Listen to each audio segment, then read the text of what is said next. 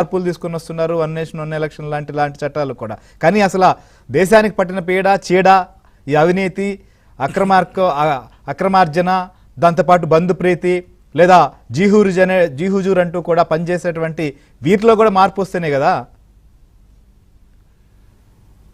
అంటే ఇంతకుముందు మన జడ్జి రామకృష్ణ గారు మాట్లాడుతూ చెప్పడం జరిగింది, కొందరు ఇమీడియట్గా జైలు పోయి బెయిల్ మీద ఇమీడియట్గా వచ్చేస్తున్నాను. చట్టంలో ఉన్నటువంటి కొన్ని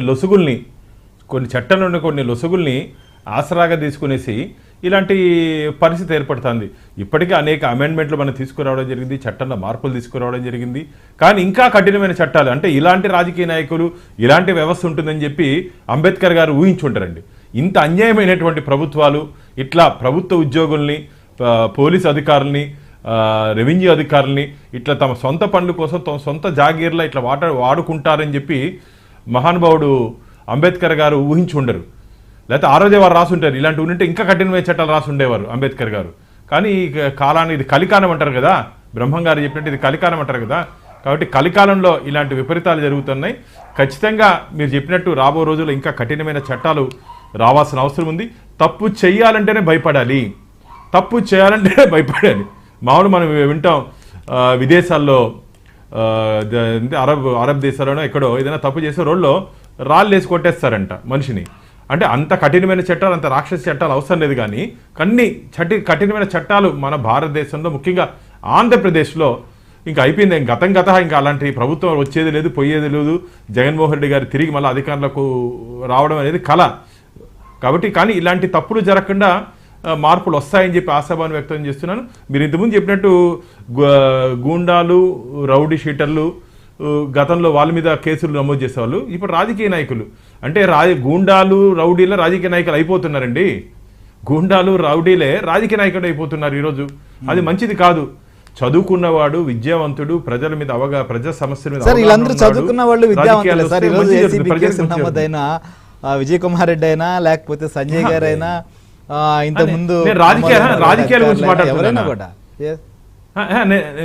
నేను రాజకీయాల గురించి మాట్లాడుతున్నా, అధికారుల గురించి మాట్లాడట్లా, రాజకీయాల గురించి మాట్లాడుతున్నా. చదువుకున్న వాళ్ళు కూడా విజ్ఞత లేకుండా వ్యవహరిస్తే ఇలాగే ఉంటుంది. డబ్బు కోసమో పరపతి కోసమో ఆలోచిస్తే ఇలాగే ఉంటుంది. పరువు కోసం ఆలోచిస్తే ఇలా జరగదన్న. డబ్బు కోసమో పరపతి కోసమో ఆలోచిస్తే ఇలాంటి విషయాలే ఉంటాయి. మనం కానీ పరువు కోసం ఆలోచించి మనం నేర్చుకునేది ఏంది, మన ట్రైనింగ్లో నేర్చుకునేది ఏమి, మనం ప్రజలకు ఏం చేయాలి, ఏం చేస్తే మంచి సాటిస్ఫాక్షన్ ఉండేది కదా. నువ్వు మంచి చేస్తే నీకు ప్రజల నుంచి మంచి ఆశీర్వాదం వస్తుంది కదా.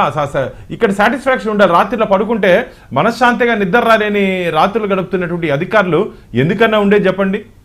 వీళ్ళంతా మనశ్శాంతిగా పడుకుంటారనుకుంటున్నారా? ఇలాంటి అక్రమాలు, అవినీతి చేసి రోజు భయమే కదా, ఏం జరుగుతుందో, ఏం జరగబోతుందో, ఏ రోజు అరెస్ట్ అవుతామో, ఏ రోజు జైల్లో ఉంటామో అని చెప్పి ఆ భయం అనేది ఉంటుంది కదా. ఏం తప్పు చేయకపోతే హ్యాపీగా పడుకోవచ్చు కదా, హ్యాపీగా పడుకోవచ్చు కదా. ఇలాంటి అక్రమాలు, అవినీతి,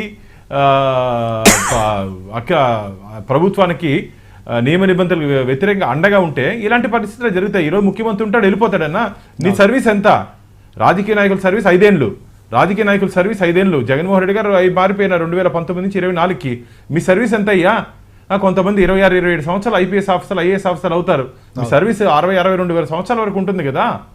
మీ సర్వీస్లో ఎంత చేయాలి, ఎంత ప్రజల కోసం చేసే అవకాశం ఉన్నప్పటికీ అంత బంగారు అవకాశాన్ని, అంత సువర్ణ అవకాశాన్ని వదిలేసి ఇలాంటి చిల్లర పనుల కోసం ఆశపడితే ఇలాగా జైలుకి పోయే ప్రమాదం ఉంటుంది. కాబట్టి నేను అందుకని ఇంతకుముందు చెప్పినట్టు ఇది ఒక కేస్ స్టడీగా తీసుకోవాల్సిన అవసరం ఉంది. భవిష్యత్తులో ఎవరు ఇలా గుడ్డిగా జగన్మోహన్ రెడ్డిని నమ్మి మునిగిపోయినట్టు ఎవరు నమ్మద్దండి అని చెప్పి మీ ద్వారా నేను తెలియజేస్తాను. రికవరీకి కూడా కొత్త చట్టాలు రావాలని ఇలాంటి వాళ్ళు కూడా ప్రపోజ్ చేయాలి సార్ ఖచ్చితంగా. ఎందుకంటే లేకపోతే భయం ఉండదు.